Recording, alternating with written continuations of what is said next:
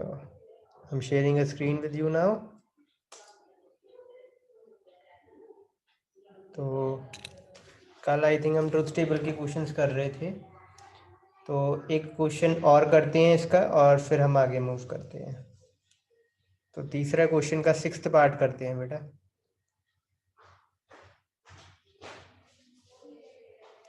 तो 6th part है give the truth table of this. Expression है P conjunction Q implies P disjunction Q। चलो, roll number 31 of BCA, 32 of BCA। Yes sir. Okay बेटा, क्या करेंगे सबसे पहले? सबसे पहले हम पी का करेंगे, पी और क्यू का दोनों का करेंगे। ठीक है, P Q। ओके, आगे। दो वेरिएबल्स हैं तो हम टू वेरिएबल्स हैं तो हम फोर टाइम्स करेंगे। False false false true false true. Okay. False true false true. इधर P false false true true. Okay, false false true true. आप रो वाइज बोल रहे थे, false false false true true false true true. चलो, yes sir. 33 roll number of BCA, 34 roll number of BCA, और आपकी absent mark हो रही है बच्चे 31, 33 and 34। 35 role number of BCA, 36 role number of BCA, sir 35 roll number. Yes बेटा, बोलो आगे क्या सॉल्व करेंगे? Sir P T Q the disjunction होना, डिसजंक्शन डिसजंक्शन करना है। चलो सर। हाँ जी डिसजंक्शन कर लेते हैं। बोलो क्या आएगा? सर फॉल्स फॉल्स आना false, true hmm true hmm तो ट्रू। Roll number 36। सर आगे पी कंजक्शन क्यू करेंगे। P conjunction Q। क्यू तेरा P, ये कंजंक्शन Q। बोलो। फॉल्स फॉल्स का फॉल्स, हम्म फॉल्स ट्रू का false, hmm true false false, hmm true true true. Roll number 37, 38, 39, 40, 41, roll number 42 of BCA, 43, so 21 roll number of BCA, 22 roll number of BCA, 23, 24, 25। हाँ जी हाँ जी, 24। Late बोलो। P note P कहूंगी, connect P. ठीक है, तो basically इसका और इसका कंजंक्शन हम इसको x बोल देते हैं और लेट से इसको y बोल देते हैं। अब बोलो। पहले का पोर, हम्म दूसरी का टू। पहले का फॉल्स, हाँ जी, और दोबारा सोच लो एक बार बेटा। पहले नहीं पहले का टू है, का ट्रू, ठीक है, फॉल्स और दूसरी फॉल्स ट्रू। फोर। दूसरे का फॉल्स, हाँ ओके। जी, फोर तीसरे का फोर दोबारा सोच लो, ट्रू फॉल्स का। टू अच्छा, फॉल्स आएगा। फॉल्स है, फिर फोर। ये ट्रू आएगा। दोबारा एक बार मैं बता देता हूँ, जो इम्प्लाइज होता है ना बेटा, ये सिर्फ ट्रू और फॉल्स पे ये फॉल्स आएगा, अदरवाइज बाकी सभी कॉम्बिनेशन के लिए ट्रू आता है। Okay sir. ठीक है, The question y implies x है। Okay okay, y implies yes अच्छा, सर, सर सभी ट्रू आना है। Okay okay okay okay, sorry sorry sorry sorry, एक चीज, अच्छा आपने पहले वो बोल दिया ना, अच्छा पहले आपने ये बोल दिया था, ये बनवाया था, ठीक है। So okay, it will be y implies x, not x implies y। तो यहाँ पर हम बना देते हैं y implies x। सर सभी ट्रू आएंगे। False false, true, false true, again true, false true, okay, basically सभी ट्रू आएंगे। यस, तो ये क्या है, ये एक्सप्रेशन हमारा क्या है? Sir tautology. टोटोलॉजी, बिल्कुल सही। ठीक है, चलो बच्चे, कोई डाउट तो नहीं किसी को इस क्वेश्चन में? तो आगे मूव करते हैं फोर्थ क्वेश्चन में। फिर कोई डाउट तो नहीं, फिर आगे मूव करते हैं फोर्थ क्वेश्चन में।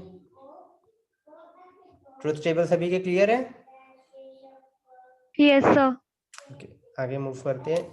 फोर्थ क्वेश्चन करने से पहले थोड़ा सा मैं इसके बारे में एक्सप्लेन कर देता हूँ। बच्चे, आप क्वेश्चन आपके ऐसे होंगे कि आपको सेंटेंस दिया गया होगा, ठीक है, सेंटेंस दिया गया होगा, और सेंटेंस से आपने बनाना है फॉर्मूला या एक्सप्रेशन, जो भी आप बोलते हो, ठीक है। सेंटेंस दिया होगा, फॉर्मूला बनाना है। तो जैसे मैंने सपोज कहा, दो सेंटेंस बोले, like gold is a precious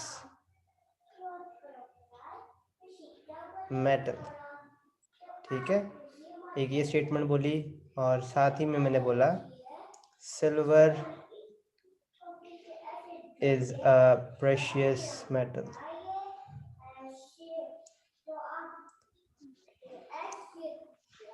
ठीक है, तो इन दोनों स्टेटमेंट्स का एक्सप्रेशन बनाना आपने। तो आप पहले इस स्टेटमेंट को क्या मान लो, P है, दूसरी स्टेटमेंट को आप मान लो Q है, ठीक है। और ऑब्वियसली डॉट का मतलब मैंने आपको बताया था, दो अलग अलग स्टेटमेंट है, मतलब दोनों ही साथ में एंड में है एक तरीके से। तो P एंड Q, ये इसका एक्सप्रेशन बन के आएगा। Is it okay? अगर सेंटेंस आपका ऐसा भी आता, gold and silver are precious element, precious metals, तो gold is a precious metal, silver is a precious metal, वो P और Q हो गया, और ऑब्वियसली ये आपका एक्सप्रेशन बन जाता है। Second thing that I want to tell you now, इसके ये चीज बच्चे समझ आ गई ना? पहले तो सेंटेंस से फॉर्मूला कैसे बनाना है वो मैंने को पहले भी बताया। यहाँ आपको एंड, बट या दो सेंटेंस दिख जाए, मतलब क्या है इसका? कंजंक्शन। जहाँ आपको और, आइदर और ये मिल जाए तो डिसजंक्शन। जहाँ आपको नॉट, नो, ठीक है, नेगेटिव सेंटेंस मिल जाए वहाँ पर निगेशन। जहाँ आपको इफ या इफ देन मिल जाए, वो क्या है? इम्प्लीकेशन। और जहाँ आपको ओनली इफ,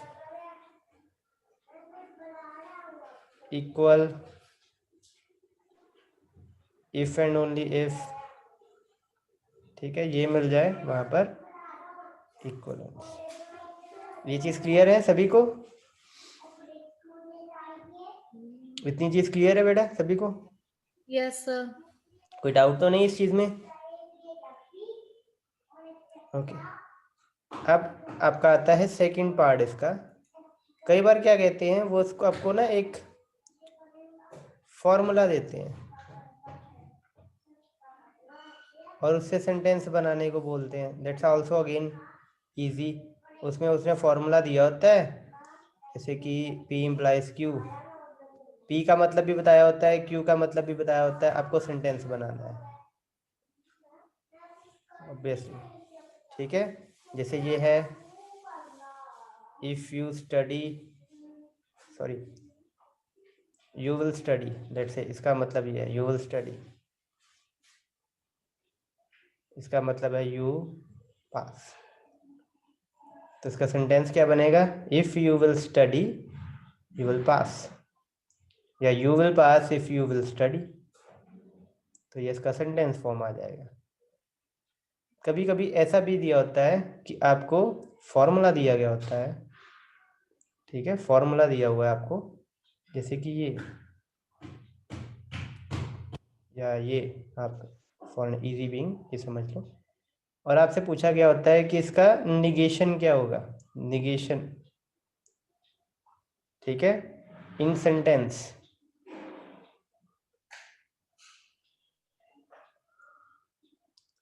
तो यहाँ पर इसका मतलब तो ऑब्वियसली यही है कि P एंड Q, मतलब P भी है और Q भी होना चाहिए, तब ट्रू होगा। तो इसका निगेशन क्या होगा? निगेशन करेंगे तो not P and not Q। तो नॉट P नॉट Q को ना बेटा सेंटेंस फॉर्म में हमेशा ना नीदर नॉर ये लिखते हैं, नीदर P नॉर Q। ये चीज़ एक बार अपने माइंड में सेट कर लो, ठीक है, क्योंकि सेंटेंस में कई बार हम ना उसको जैसे हमने समझा है, अब ऑब्वियसली जैसे मैंने 2 सेंटेंस यहाँ पीछे लिखे, gold is a precious element, silver is a precious element या मेटल। तो इस सेंटेंस को तो हम देखो 2 सेंटेंस में लिखा है, इसको हम एक सेंटेंस में भी लिख सकते थे, gold and silver are precious metals या एलिमेंट्स। तो इस फॉर्म में जब अगर आप लिखते हो तो सेंटेंस ज़्यादा सेंस बनाता है, रेदर देन कि आप ऐसा लिखते हो नॉट P मतलब नॉट P या नॉट Q, ऐसे वो ज़्यादा सेंस नहीं बनाता है। नीदर P नॉर Q, ऐसे उसकी सेंस ज़्यादा बनती है। एक और चीज़ जो मैं यहाँ पे बताता हूँ, let's say he is a good man, let's say ये आपकी स्टेटमेंट है, तो इसका निगेशन क्या होगा बेटे इस सेंटेंस का? He is not a good man. हाँ, हमेशा नॉट लिखना, He is not a good man. Not a good man, कभी भी